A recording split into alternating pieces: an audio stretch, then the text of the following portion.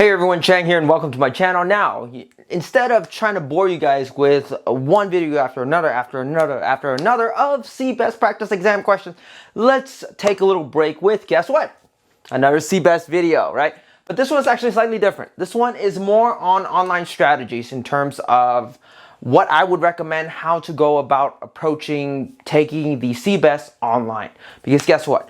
When I first took the CBEST, we didn't have that online feature. The idea of being able to sit at home and taking your exam in the comfort of your own home was non-existent. When I took it, you register online, everything's great. You have two options. You have the paper exam, which is very infrequent, sucks, and you have the computer-based exam. So what you would do is you would go to one of these testing centers. They would treat you like an absolute criminal. They would check your ID, stare twice, and they would pat you down worse than ever, check your wrists and everything to make sure you aren't tattooed, I don't know, or have answers written, whatever, basically. And then you go and you sit in this little cubicle and they have 3 cameras facing you and you only stare in front of the computer. You are too afraid to cough. If you need anything, you raise your hand, don't even bother looking, and they'll come and help you out, right? That's when I took it. Now, with this idea of online proctoring and usually through Pearson VUE, right, it's actually a lot better in some ways, worse in others. The key difference is that when you're in a test center, you actually get your pencil paper, scratch paper, right? When you are online, there's so many limitations, but I honestly think the trade-off is worth it. So let's talk about just from my experience, right? Even though I haven't taken the CBEST itself through the Pearson online VUE, I have taken a number of different exams through that same portal, and here's my tricks for that, right? So here's the thing. First and foremost, empty desks. That's the biggest trouble causer, right? No matter how careful I am, sometimes you get that proctor who maybe is just having a bad day, who's very super strict and want to check every little detail. So with that, my recommendation is get one of those fold-out tables that I realize is super important. You pick a wall, any wall you want that's just completely clear. No posters, no nothing, and just set your table there, right? That just gives you so much more, I guess you could say, room to wiggle, so that they're not saying, oh, what's that on the wall? What's that on your table? Whatsoever. We don't want to have to dismantle our workstation, our desk, every time we want to take one of these exams. So just a foldable table would be great. Pick an empty wall. And if you have something in like the back, you don't have to worry about that much. Usually what they do is when you first start, they're going to get you to use your cell phone with a link, and then take a picture of yourself, and everything, and then take pictures of the 4 sides that you're going to stare at. If you have 3 of them that's almost completely clear, right, and you're always just facing the camera while they're recording you throughout the entire exam, you're usually good to go. So that's the first thing. Second thing is laptop. Now, you can use a desktop. I wouldn't recommend it. If that's the only thing you have, then okay. But try to use a laptop, especially with the idea of a foldable desk. You want to bring your laptop to where it is so that it's easier. Have a laptop. Now, if you're security conscious, turn off all the programs, right? Turn off your VPN, turn off any of those security features, because guess what? What's going to happen is that you're going to download their online proctor program, and it's going to run an initial scan into your computer, and it's going to start detecting things that it doesn't like. And then there are some where it immediately can help you close it. Others, you actually have to manually go into setting and close it, and it provides for a very stressful situation when you're trying to just get the exam over with. So just have those turned off as much as possible. So make sure you do that. The other thing is the idea of it being wired. Now, what do I mean? Well, first and foremost, make sure you have a charger. Made that mistake, right? Have a charger plugged into your computer, your laptop, so it doesn't die. The other thing is that make sure you have an Ethernet that connects from your laptop to your router or modem, whichever provides you the internet. The reason for that is because you're streaming. They're recording you live the entire time while you are taking an exam. Normally, we don't notice this, but with wireless connection, you have your occasional interruption, right? It's just interference either from, I don't know, microwave or anything. And the problem with that is that if it is interrupted too much, your camera freezes or it loses connection, then all of a sudden you're contending with the proctor, trying to either get back into your exam, or all of a sudden they're saying it's not valid.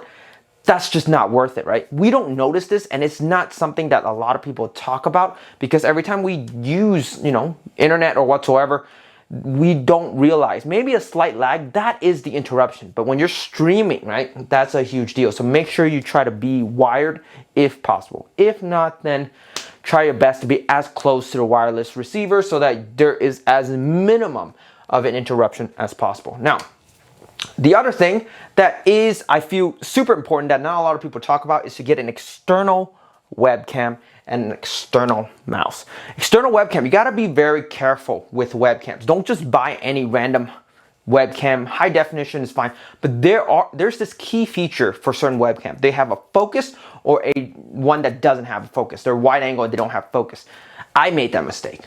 When you get a webcam, if you're getting a webcam for this, or if you already have one, make sure it has a focus feature.